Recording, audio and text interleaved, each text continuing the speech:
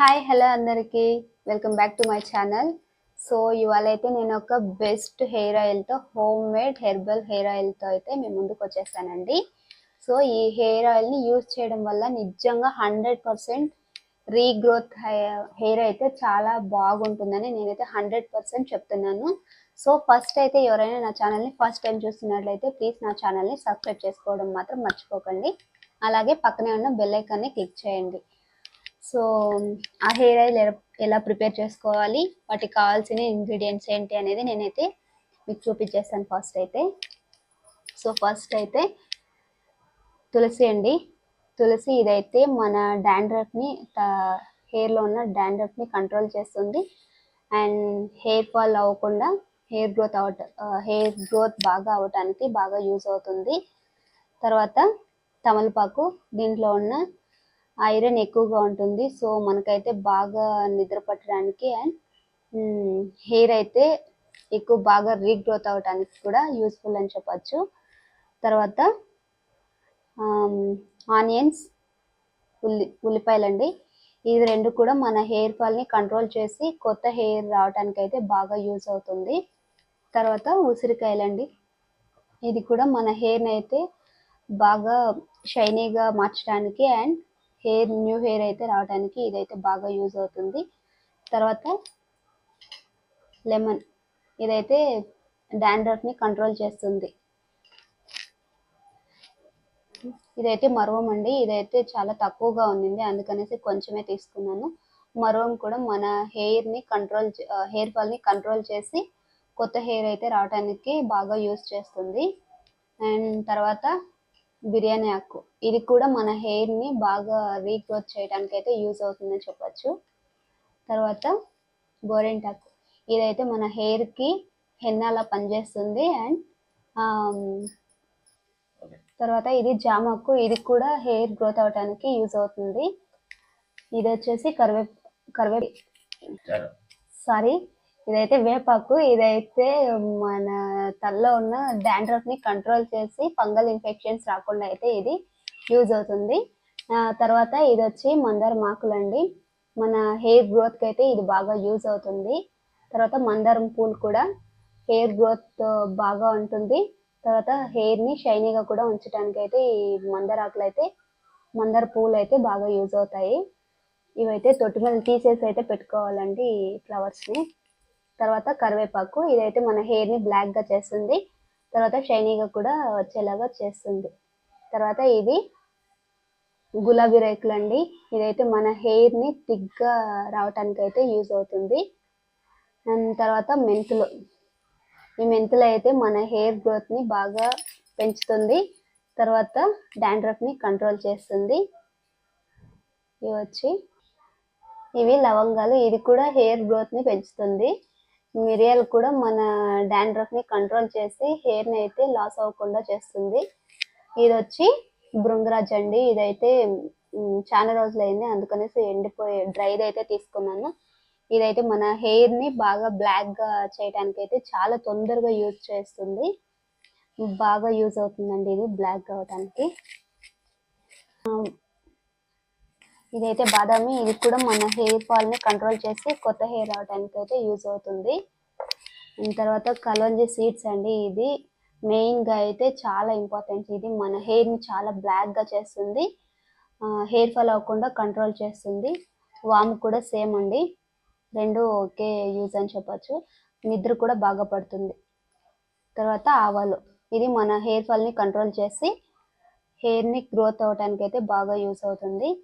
And బెల్లంలో ఉన్న rich calcium వల్ల మన హెయిర్ ఫాల్ అయితే చాలా వరకు కంట్రోల్ అయిపోతుంది.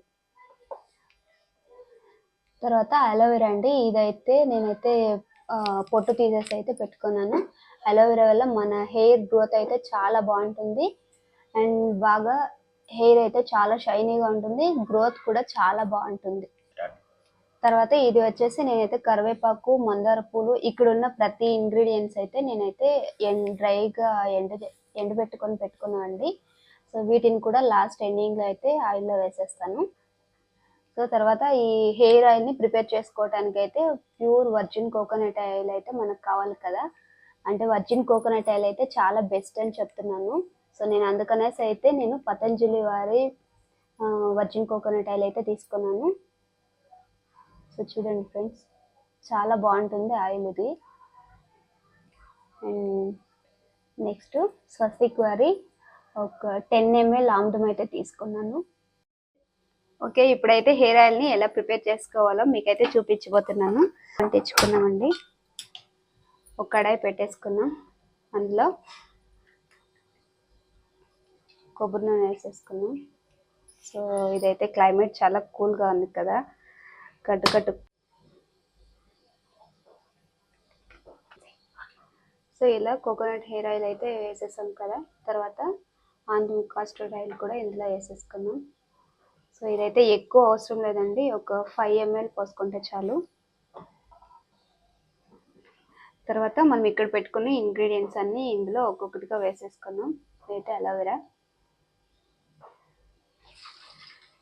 అప్పుడే చెప్పిన ఇంగ్రీడియంట్స్ అన్నీ ఇందులో వేసేసుకుంటున్నాం ఒక్కొక్కటిగా.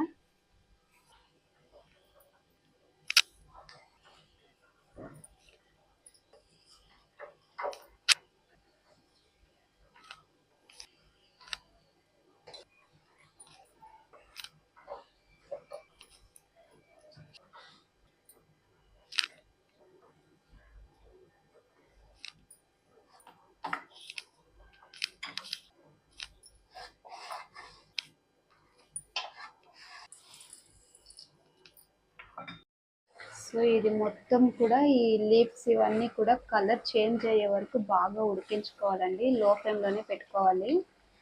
అండ్ ఫుల్ డ్రై అయ్యేలాగా అయిపోతే తర్వాత ఆయిల్ అయితే రెడీ అయిపోయినట్టు.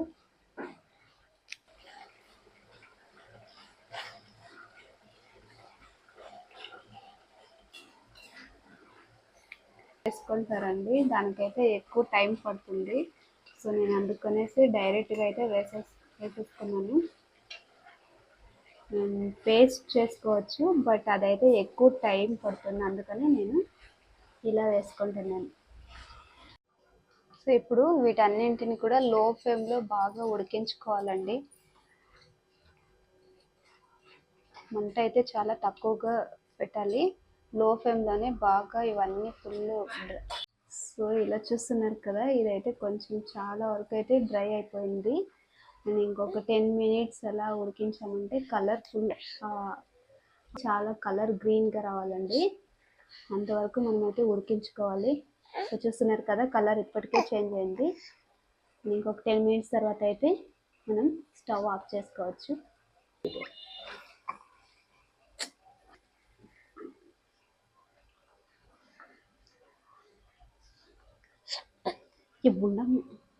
ఇలా ఉడికించుకోవడం వల్ల ఏంటంటే మన హెయిర్కి మంచి పోషకాలు అయితే లభిస్తాయి అన్నమాట.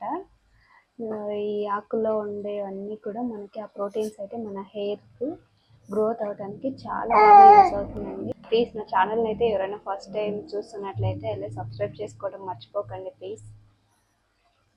సో ఇప్పుడు చూస్తున్నారు కదా ఫ్రెండ్స్, ఇదైతే బాగా ఉడికిపోయింది అండ్ ఆయిల్ కూడా కలర్ అయితే చేంజ్ అయిపోయింది. సో ఇప్పుడైతే స్టవ్ ఆఫ్ చేసేసుకొనేసి ఒక 10 to 15 minutes అలా వదిలేద్దాం.